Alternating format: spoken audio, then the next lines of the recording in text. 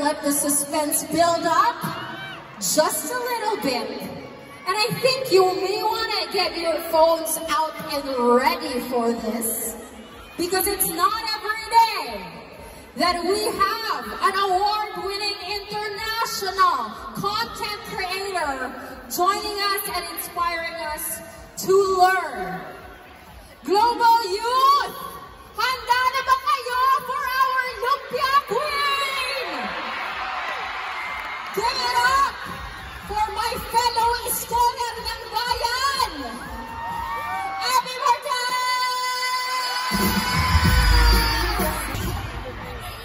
Oh my God, guys! Okay. Okay, first, ganito pala feeling ni Taylor Swift. First of all, hindi ko ginagawa ng mga bagay na to, kaya chami-chami lang tayo, okay? Shucks, ang dami yung 15K? Oh my God! Ang dami nyo! Okay, but don't worry. Gawin natin entertaining itong talk natin for today. So, let's start kasi 20 minutes lang daw. At machika akong tao. Okay!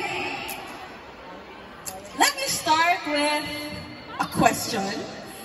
Do you realize how big the internet and social media is? For example, did you know may 8 billion na tao sa Earth? Wow! And did you know that 5 billion of those have social media? Wild! Okay. Magrepresent ako ang group 1. TTD. Yes. Next slide, please. Ang haba ng hair. Yung topic is, next slide. Next po. Next. Next. Ayan. And that, guys, is the state of digital right now, as of 2024. Next. And nakikita naman natin dito in the same report that the average worldwide hours per day gumagamit ang tao ng social media or ng phones 4 hours per day. And Philippines top 1! Pinaka-maghihilig gumamit ng cellphone. Number 1. 5 hours per day. Next slide. 5 hours lang sa phone, but, next slide, actually, 8 hours a day tayo gumagamit ng internet. Wow. Can I see? Show of hands. Sino dito yung feeling nila more than 5 hours sila gumamit ng phone? Philippines number 1! Next slide, please. Yes, and ano ba yung mga rason bakit tayo gumagamit ng internet? Okay. Ano? TikTok? Lumpia recipes? Ano ba? Number 1, finding information. Next slide, please. So, napagtripan ko ang Google Trends. Next slide, please. Ano ba kasi na-search ng tao? What's? Well, what's ICT? What's demure? What's demure? Very demure. Very mindful. What's epochs? We're using it to catch up on news. What's black and white? Lyrics. That's the past 30 days in the Philippines, guys. Next slide, please. And how to. This is on YouTube alone. How to make lumpia. How to get, how to cook, how to fix. So people are depending or pupunta sila sa internet para malaman yung mga bagay na to. Next slide, please. Or baka naman ginagamit yung internet bago matulog, nagsa-cellphone, ano ginagawa nyo, nanonood ng TikTok. Next slide, please. At nauuwi sa pagluto ng Lucette noodles. Guilty! Guilty. Next slide, please.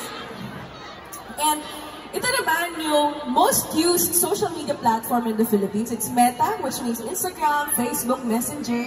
And makikita nyo, ang top users nila ay 18 to 34 years old. That's us! Woo! Jazzy Millennials number 1. Next slide, please. Next slide. So, We cannot deny that digital technology has become an integral part of young people's lives. And what better way to use it than to leverage our creative ideas to benefit other people's lives? And that's exactly what I do. Next slide, please. For example, here are some applications. May kilala ba kayo dito? Yes. Mark Zuckerberg, at age 17, he made Facebook to enhance connectivity among Harvard students. At age 27, Tinder, digitized dating. May gumagamit ba yan? Joke. Don't tell me.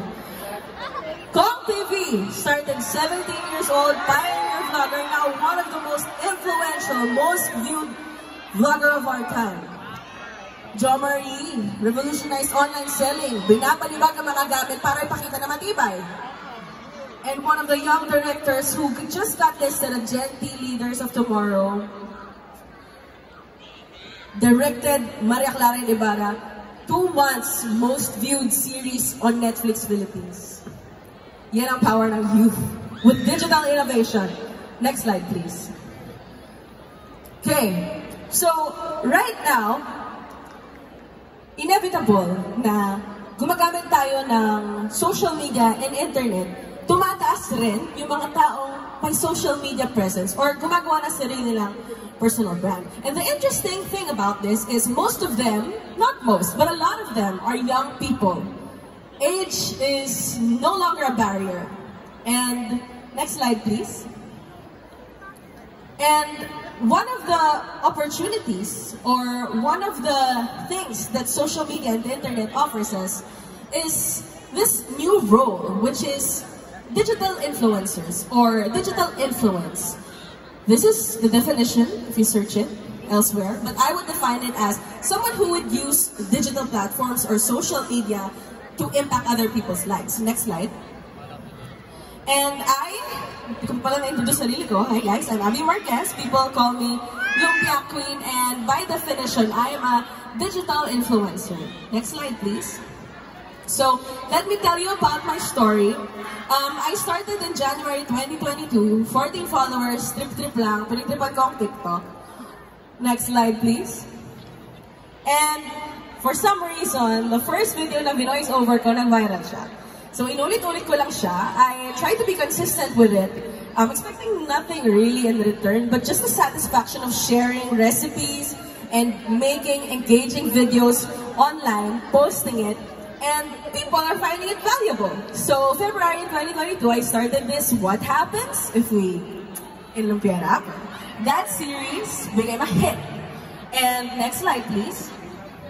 And in March, 2 months after I got my first brand deal, it means I started earning from social media content creation. Next slide, please.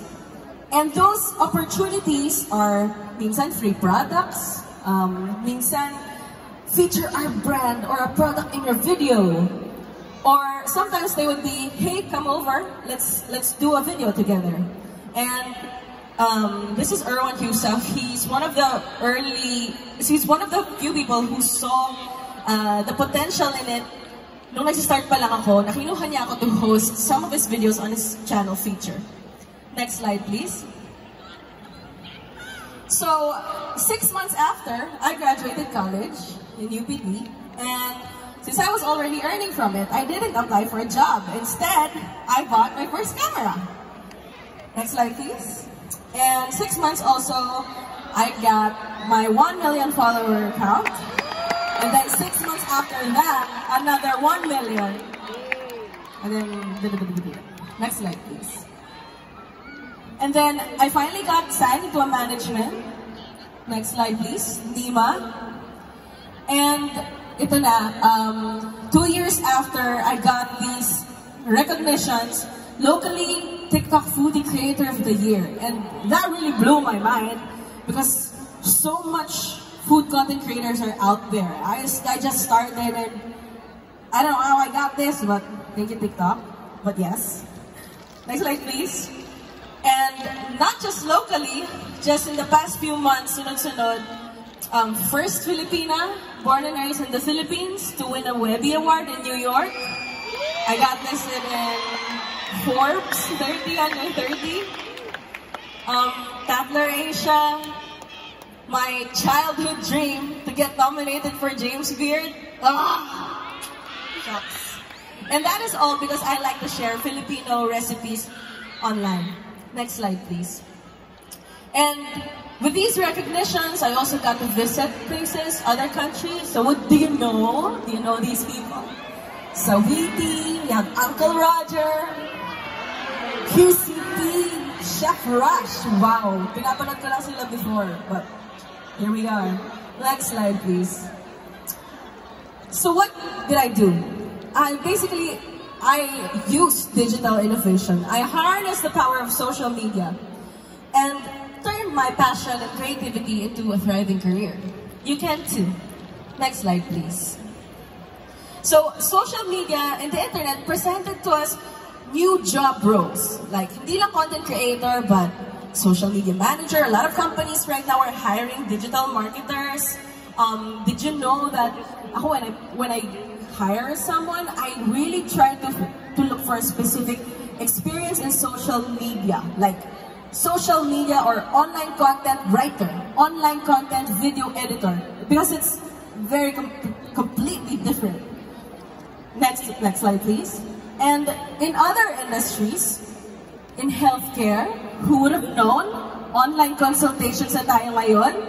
We have Grab, Angkas, Joyride. We can book transportation through our phones. Senate hearings are being used by the government. Social media platforms are being used by the government to live stream Senate hearings para mas accessible siya sa taong bayan. Banking, you can send someone money instantly. And today, we will be talking about food, because yun yung alam ko. Next slide, please. And then next again. So how digital influencers are reshaping the food industry. Next slide, please. So, number one, driving trends and consumer choice. Can I see a raise of hands? Sino dito yung may pinuntahang restaurant dahil nakita nila sa social media? Wow. Yes, masarap ba? Ay, sinong nasarapan? Parang, see, may mga, oh yeah. Ako personally, when I travel, locally or abroad, pagka hindi ako familiar dun sa place, sa TikTok ako pupunta, I'll search where to eat. Where to eat in Pampanga, where to eat in here. Yun na yung naging go-to place ko to search for information. And as a creator, it's part of what I do. So I would do food reviews to honestly tell people feedback from this restaurant that will inform you kung ano ba yung maganda kunin doon, ano ba yung hindi masarap, ano masarap. I do hacks as well. So, hindi lang nagpe-play ang video dito, but recently I discovered na pwede mong i-microwave ang cropek. Yes. I also do recipe videos na categorize like 100 pesos sinigang or 5-minute tapsilog, something like that. Next slide, please. And in return, at the same time, we also help in boosting visibility sa brands or local businesses or startups. So for example, next slide please. I did a video doing a review for Bebang Halo-Halo. So at that time, isa pa lang yung shop nila in, I think, Bonnie, yeah? And the owner reached out to me. Sabi niya, hindi daw siya usually nakikipag-work with creators, but he took the risk. Took the risk for me. Wow, sana all. Okay, next slide, please. And spoiler alert, it was a good project because what happened is he posted this Facebook post na appreciation post, kumbaga. Why business people should always be looking for opportunities and open to ideas. Next slide, please. And kinuwento niya dito na the day I posted the video reviewing their product, 4 hours later, it's reached 1 million views. Phone wouldn't stop ringing. And the next day, they have sold over 3,000 cups. And that's a major problem. Bakit daw? Because the maximum capacity at that time was 800. and they had to cancel orders and stop operations actually for 3 days just to revamp their operations and keep up with the demand. So, sabi niya, she ended up playing a massive role in putting Bebang on the map. And that's only what I have done, but a lot of creators, a lot of people on social media have already built a community, have a power to help businesses, to give visibility to brands just like this. Next slide, please. The number 3 is providing livelihood ideas. Meron ba isa pa sa inyo dito, yung mga nag-i-email sa akin na, ate, pwede ba namin gamitin sa entrepreneurship yung recipe mo sa lumpia wrapper? Yes! Ang dami kong ganong email. Or sometimes they would say, ate, ginamit namin yung recipe mo sa Anshop, naka 100 kami. And that really makes me so happy because it made me realize that the recipes I'm doing is giving people livelihood ideas. And at the same time, social media is also providing livelihood to people like me who can monetize their content, who can earn from it. And lastly, next slide please, is global recognitions of different cuisines. So, itong I share ko sa inyo na I had a recent trip abroad where I collaborated with different content creators sa ibang bansa. And all of them wanted to cook Filipino food. So we did this video with Chef Rush. We cooked Bicol Express. We did sorbetes, kare-kare, pancit habhab, and I think lumpia, and another one with Uncle Roger coming up. And with those, I was able to penetrate their audiences. And their audiences are US, Europe, other countries in Asia. And when their audience sees this, they will see, this is what Filipino food looks like. It's giving. Social media platforms gives us an opportunity to share our cuisine with the world and also learn about other people's cultures. Next slide, please. So, how can you channel your creativity to drive meaningful and positive change?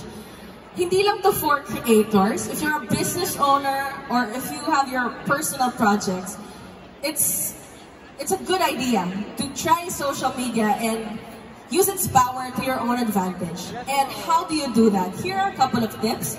Next slide, please. Number 1, know your niche. Next slide, please. It's identifying ano ba yung value na mamibigay mo sa iba.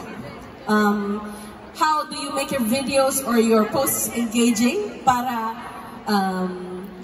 bigyan nila ng chance panoorin yung videos nyo? Like for example, sa akin, did you know that I spend so much time thinking about the first 4 seconds of my videos? Kasi kahit gaano kaganda yung recipe or video ko, hindi nyo yan papanoorin kung hindi maganda yung 4 seconds, yung first 4 seconds. Quickly swipe up, quickly swipe up. Are you gonna do ASMR treatments? Are you gonna do voice-over treatments? Next slide, please. And number 2 is know your audience. So early on, I recognize my audience is young people. So how do I talk to them? Target locked. Huwag mo ko hinahamon. Those kinds of words or that kind of language that makes people more engaged. And it's just knowing their needs and knowing how to communicate with them. That's very important. And next, please. Next slide, please. Number 3 is define your visual identity. Ito naman, guys, by the way, do you know Nara Smith? Yes? Yeah, Nara Smith. You know what? As a nerd, when Nara Smith started becoming huge, I tried to study her content. I asked, bakit kaya nag-viral si Nara Smith? Bakit kaya in just a few months, sobrang dami bigla niyang followers? And a lot of parang coaches also try to analyze bakit ba gano'n na lang kalaki at kabilis yung performance ng videos ni Nara Smith. And one of the factors was the visual identity. When you watch a Nara Smith video, when you watch an Abby Marquez video, you kind of expect this certain look. So, for example, me, nag-start ako sa kitchen ng bahay ng parents ko. So it was wooden cabinets. I would wear denim aprons. Everything's very brown. I wanted to remind you of Filipino kitchen or grandma's cooking. Nana Smith, she wears designer outfits. Bawat frame sa video, pwede mo screenshot, gawin mong mood board. And that makes people have a better recall of you. Next slide, please. Develop your content strategy. How often will you post? Where do you post? Right now, sobrang dami. Hindi lang siya Facebook, Instagram, TikTok. It's now Facebook Reels, Facebook Video, Facebook Static, Instagram Stories, Instagram Threads, Instagram Reels, or sa feed lang. TikTok, my stories din. So many platforms. You can choose and find out where you'll be performing the most. That's also a thing. Next slide, please. Next slide, please. Yeah.